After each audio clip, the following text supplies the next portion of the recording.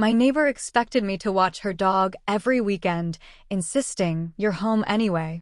When I refused, she left her dog at my door and went on vacation. I called animal control and texted her, "Better find a real pet sitter next time." I live in a quiet neighborhood in Austin, Texas. It's the kind of place where everyone knows each other, and we all look out for one another. At least, that's what I thought until I had an encounter with my neighbor, Mrs. Henderson.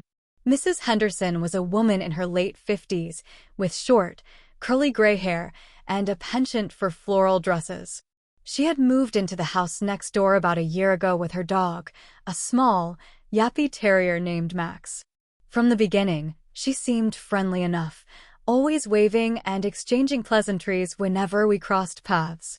One sunny Friday afternoon, as I was tending to my garden, Mrs. Henderson approached me with a smile. "Hello there. I was wondering if you could do me a favor," she began. "Sure, what is it?" I replied, wiping the sweat from my brow. "I have a weekend trip planned, and I need someone to watch Max for me.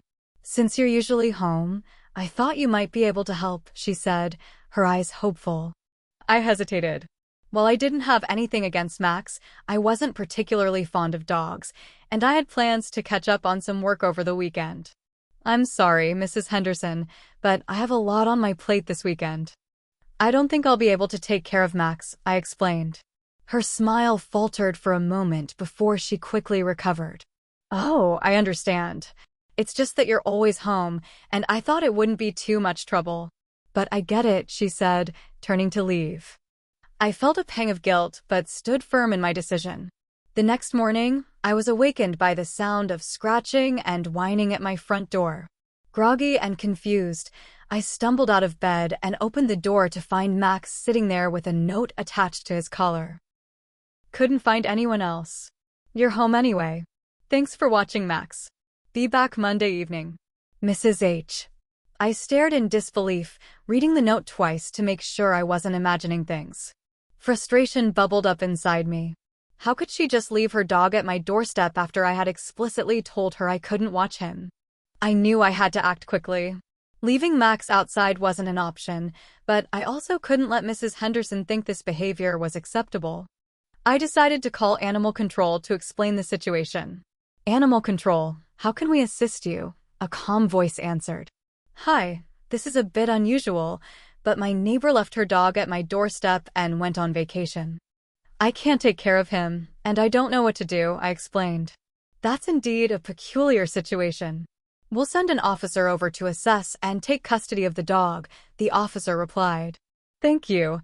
I appreciate it," I said before hanging up. While waiting for animal control to arrive, I took a picture of Max with a note and sent a text to Mrs. Henderson. "Better find a real pet sitter next time. Max is safe with animal control." I felt a mix of anger and relief as I hit send. I knew this might strain our neighborly relationship, but I couldn't let her take advantage of me like that. Animal control arrived shortly after and took Max into their care. They assured me he would be well looked after until Mrs. Henderson returned. Monday evening came, and I heard a knock at my door. I opened it to find Mrs. Henderson standing there, her face a mixture of anger and disbelief. "How could you do this? Max is like family to me," she exclaimed. "Exactly, Mrs. Henderson. Max is your family, not mine. I told you I couldn't watch him, and you left him at my door anyway." "That was irresponsible," I replied, trying to keep my voice calm. She opened her mouth to argue, but then closed it, realization dawning on her face. "I suppose I overstepped," she admitted quietly. "I just didn't know what else to do. Next time, please make proper arrangements."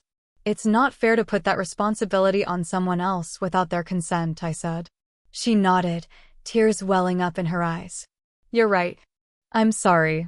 From that day on, our interactions were cordial but distant. Mrs. Henderson never asked me for favors again, and I made sure to set clear boundaries. It was a hard lesson for both of us, but one that needed to be learned. After that Monday evening, things didn't go back to normal. Mrs. Henderson kept her distance. No more fake smiles or casual waves. I didn't care. Honestly, I was fine with the peace. But about a week later, small things started happening. First, my trash bins were knocked over 3 mornings in a row. I thought it was just the wind or maybe a raccoon. But then I noticed how only my bins were tipped, even though everyone else's stayed upright. One morning, I even found dog poop on my welcome mat. It wasn't Max. I knew his mess when I saw it. This was bigger. It felt intentional. I didn't want to accuse anyone without proof, but I couldn't help wondering if Mrs. Henderson was holding a grudge. Then came the noise. Every night around 2 a.m., loud barking echoed through the neighborhood. I thought someone else had gotten a dog. Turns out, Mrs. Henderson had adopted another one. A big one this time. A German shepherd named Duke. And Duke barked nonstop at night, right by the side of the house closest to my bedroom window. I tried to be civil. I walked over during the day and knocked on her door. No answer. I tried again the next day. Still nothing. So I left a note in her mailbox. Can you please do something about Duke's barking at night? I haven't been able to sleep for days. No response. But that night, the barking got worse. Longer, louder. I knew she saw the note. I started recording the noise. I filed a complaint with the HOA. Nothing happened. They said they'd look into it. I installed security cameras, partly to see if she was the one messing with my trash, and partly because something about the whole situation didn't feel right anymore. 2 days later, the camera caught something. At 4:12 a.m., a figure crept into my yard. The footage was grainy, but it was clearly someone dragging a trash bag from my bin and dumping it all over my porch. Then, they stepped back, looked right into the camera, and gave it the finger. It was Mrs. Henderson. I didn't know what to do. Call the police? That felt extreme. But I couldn't let her keep doing this. So I decided to confront her directly. I printed a screenshot from the footage and left it taped to her front door. Under it, I wrote, "Stop this now." I have everything on video. That night, the barking stopped. For a while, things went quiet. Until I got home one afternoon and saw that my garden, my pride and joy, had been torn up. Plants yanked out. Soil thrown everywhere. My tomato cages bent, like someone had stomped through on purpose. There were paw prints, deep ones, leading out of the yard. I checked the footage again. Duke had somehow gotten loose, or maybe he was let loose. He went straight for my garden and tore through it like a wild animal. But what caught my eye wasn't the dog. It was Mrs. Henderson standing at the edge of her yard, watching, arms crossed. She didn't move. She didn't call the dog. She just stood there and watched until he was done. This was no longer petty. This was war. I backed up every video, every image, and took them to the local animal control office. I explained everything. The unwanted dog drop-off, the barking, the trash, the property damage. I also filed a police report for the garden incident, attaching the footage. They said they'd investigate. I didn't expect much. But then something weird happened. A few days later, Mrs. Henderson's house got a visit from 2 officers and an animal control van.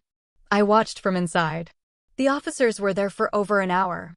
I couldn't hear what was being said, but I saw them leave with Duke. That night, her porch light stayed off. Her blinds were shut. No more barking.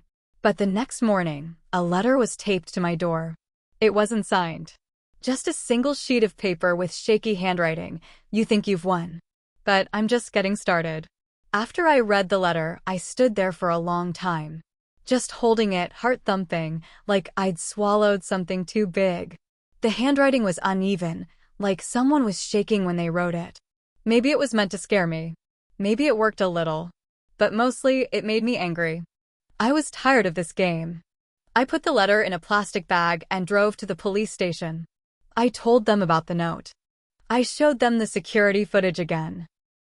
The same officer who helped with the previous report looked tired and uninterested, like he had seen it all before.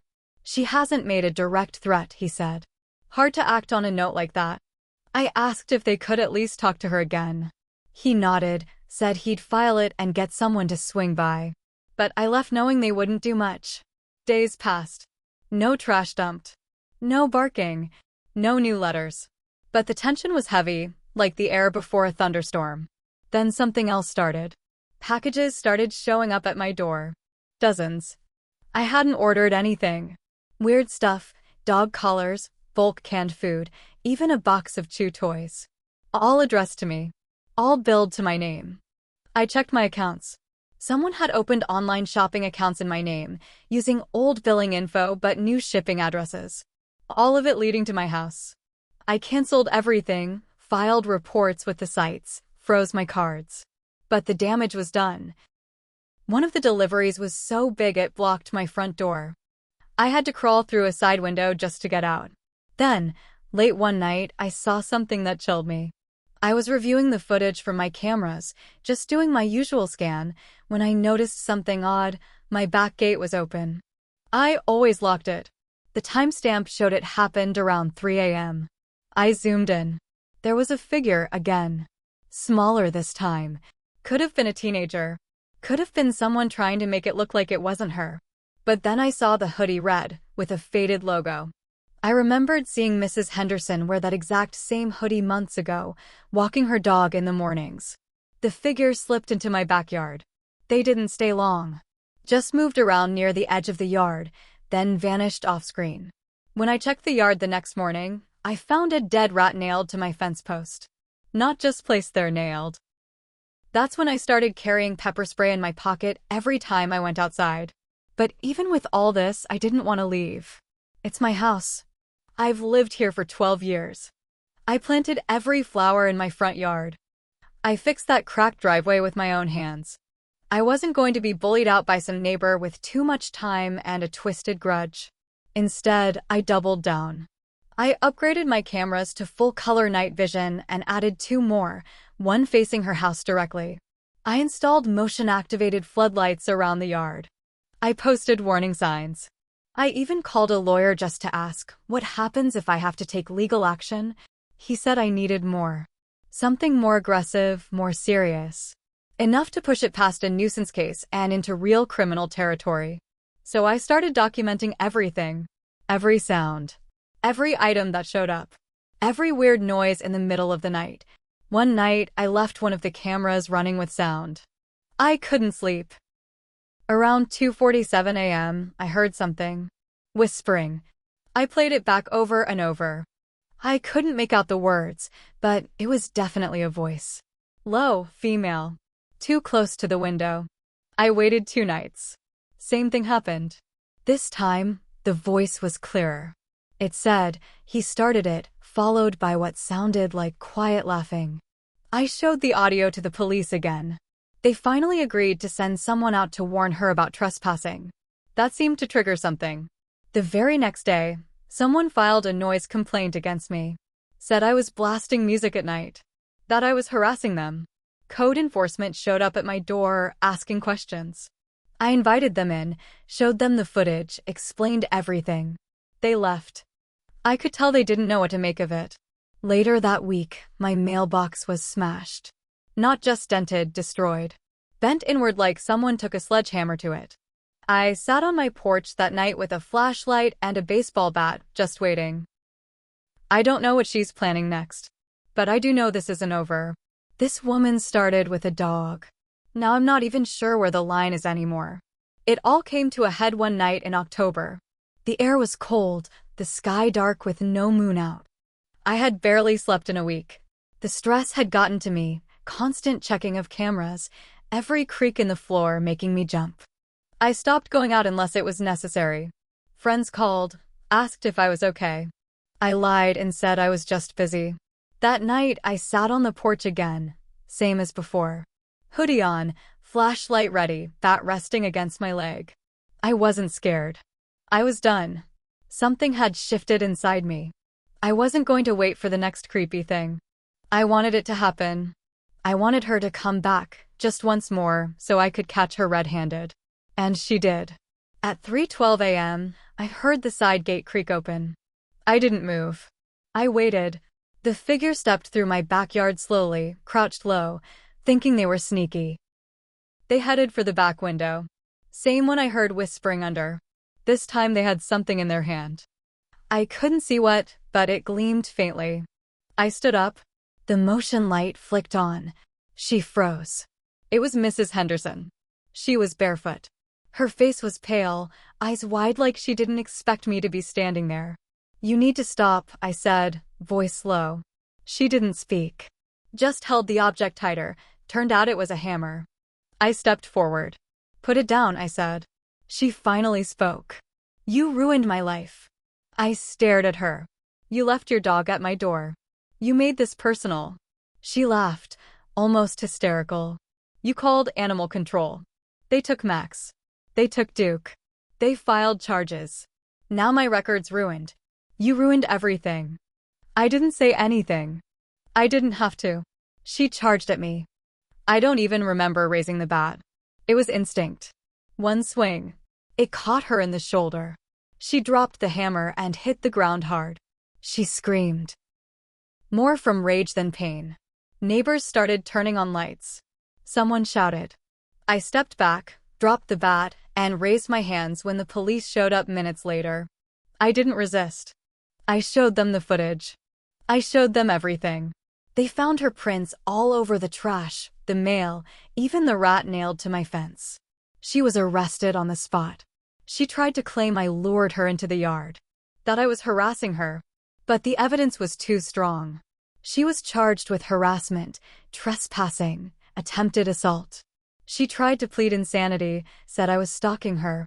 But they found her notes, her online orders in my name, even a fake journal where she wrote about how she was going to make me suffer until I moved away or died.